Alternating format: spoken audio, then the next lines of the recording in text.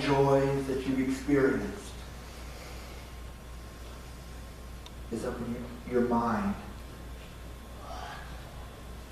I once read that, and I don't know how that they know this, but people who study the brain say that everything you've ever thought, done, experienced, heard, read, whatever, is up here. It's just a matter of accessing. What if, in all of that jumble, you could see your way clearly to finding your purpose, finding out really why God loves you so much? Wouldn't that be wonderful if you could wake up in the morning and have it laid out in front of you?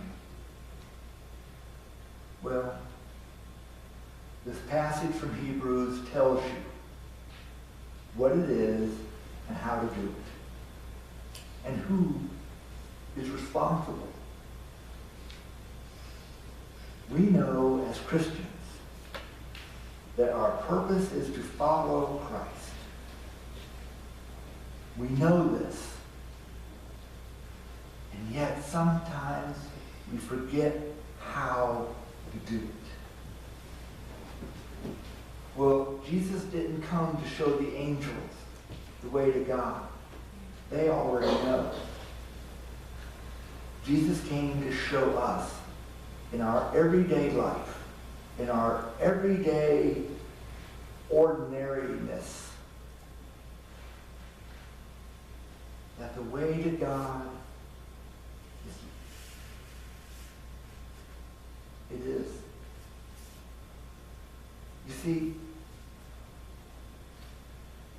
the way to God is the way of Christ.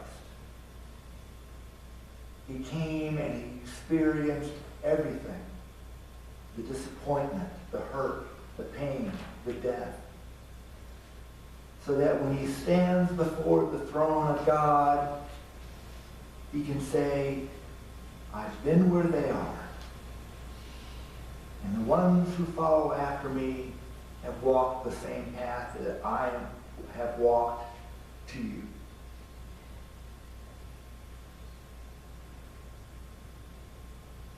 It's not that complicated. It simply requires one day at a time, one step after another,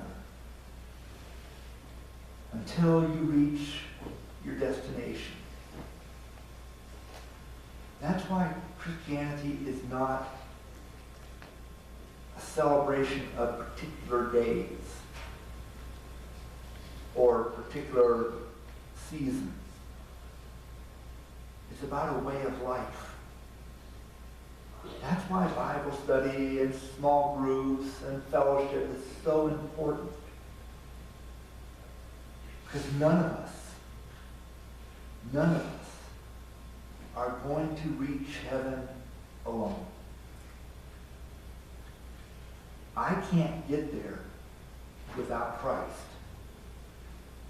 I don't know the way, but I'm thankful that he does.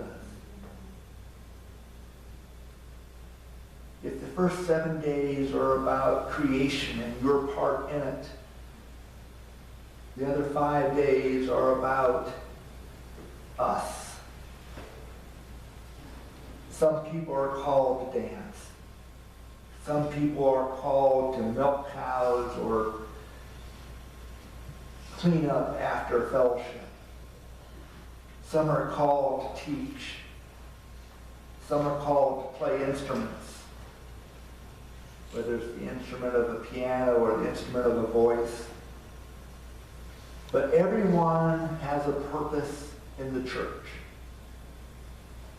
Every one of you. Doesn't matter how young or how old, how many committees you served on, or how many hymns you sung. You have a part to play. There is no retirement plan in the kingdom. There's no such thing as a day off. having done my part. Every one of us is called to follow Christ, who gave it all. And every day he walked among the people, he gave of himself. There was never a time when he said, I don't have time for you. There was never a time when he said, you know, enough's enough.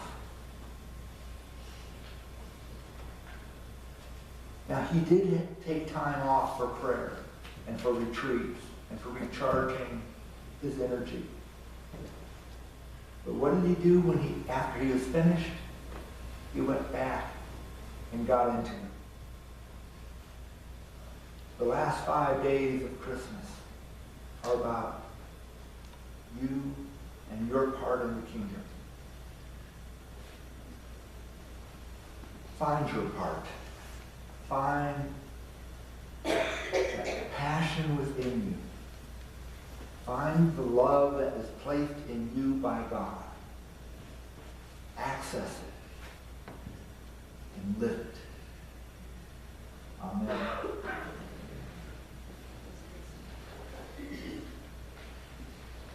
We rejoice.